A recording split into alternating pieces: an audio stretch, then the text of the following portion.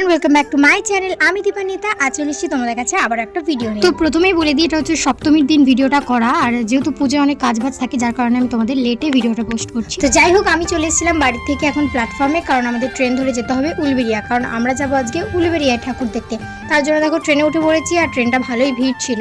তারপরে নেমে আমরা হাঁটতে শুরু করে দিয়েছি, আর বুঝতেই পারছিলাম না কোন দিকে গিয়ে আমরা ঠাকুরটা দেখবো। তো তারপরে যেখানে লোকজন যাচ্ছিল সেখানেই তাদের পেছন পেছন আমরা গেলাম। তো দেখি এখানে একটা ঠাকুর হয়েছিল, যে ঠাকুরটা ছিল খুব সুন্দর। তারপরে চলে গেছিলাম নেক্সট প্যান্ডেলের দিকে, আর সেখানে গিয়ে দেখি এখানে মা দুর্গার কোনো প্রতিমা করেনি, বাট শিবলিঙ্গ নিয়ে কিছু একটা তুলে ধরেছিল, মানে অন্য দেশের শিবলিঙ্গ কীরকম হয় সেটাই এখানে তুলে ধরেছিল, আর আমিও তোমাদেরকে সেটা দেখিয়ে দিলাম। যাক, জায়গাটা ছিল খুব সুন্দর। তারপর আমরা চলে যাচ্ছিলাম অন্য একটা প্যান্ডেল, আর তারপর দেখি প্যান্ডেলের ভেতরে ঢোকার জন্য প্রচুর লম্বা একটা লাইন পড়েছিল। যাই হোক, সেই লাইন ঠেলে ঠেলে আমরা প্যান্ডেলের ভেতরে এখন ফাইনালি ঢুকতে পারলাম। আর প্যান্ডেলটা ছিল খুব সুন্দর, আর মায়ের মূর্তিটা ছিল পুরোটাই ইউনিক, খুব সুন্দর দেখতে লাগছিল। তারপরে আমরা দুজন হাঁটতে হাঁটতে চলে এসেছিলাম আবার একটা নেক্সট প্যান্ডেলের দিকে। আর এখানে কোনো থিমের প্যান্ডেল না করলেও মায়ের প্রতিমাটা ছিল খুব সুন্দর, আর ওপরের ওই যে ঝাড়বাতির ওই পজিশনটা আমার খুব ভালো লেগেছে। তো তারপর কিছুটা যাওয়ার পর আবার একটা প্যান্ডেল দেখতে পেলাম, কিন্তু এটা কি থিম করেছিল আমি বলতে পারবো না, তবে ঠাকুরটা ভেতরে দেখো, আর ভিড়টাও এখানে ছিল খুব, তাই জন্য আমরা ভাবলাম চলো ঠাকুরটা দেখিয়ে নিই। আর ঠাকুরটা ছিল খুব সুন্দর, ভেতরের যে প্যান্ডেলটা ওটা খুব সুন্দর ছিল, আমার বেশ ভালো লেগেছে। তারপর ওইখান থেকে বেরিয়ে আমরা কিছুটা হাঁটার পর এই জায়গাটা এলাম।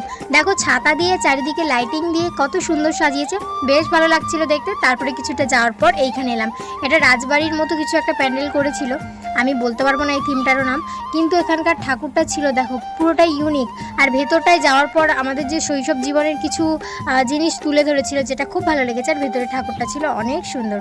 তারপরে আবার কিছুটা যাওয়ার পর আবার একটা ঠাকুরের দেখা পেলাম, তো তোমরা দেখে নাও। আর সত্যি বলতে উলুবেড়িয়াতে অনেক ঠাকুর হয়েছে, আমাদের বেশি হাঁটতেও হয়নি, 10 মিনিট ছাড়া ছাড়াই আমরা মানে ভালো ভালো ঠাকুর দেখতে পেয়েছি। আর এইখানে এসে আমার সব থেকে যে প্যান্ডেলটা বেশি ভালো লেগেছে সেটা হচ্ছে এই আমাদের দক্ষিণেশ্বরের মা কালীর যে মন্দিরটা আছে সেটাই এখানে তুলে ধরেছে। আর এইখানে আসতে ভিড়টা তোমরা দেখো, আর প্যান্ডেলটা করেছিল অনেক বড়, লোকজন এসে এখানে ভিড় করে দেখছিল। আমারও তো খুব ভালো লেগেছে, তোমাদের কেমন লেগেছে কমেন্টে জানিও। আর ঠাকুরটাও ছিল খুব সুন্দর। তারপর আমরা চলে এসেছিলাম এখানে খাবার কিনতে, যেহেতু অনেক রাত হয়ে গেছিল খাবার টাইম, তার জন্য খাবার কিনে সোজা ট্রেনে চলে এসেছি। তো যাই হোক, ভিডিওটা আর বাড়াবো না, ভিডিওটা এতটাই ভালো লাগলে like, comment, share and subscribe করে দিও। ফেসবুক পেজ থেকে দেখে থাকলে আমি ফলো করে আমাকে একটা লাইক করে দিও। দেখা হচ্ছে নেক্সট ভিডিওতে, টাটা।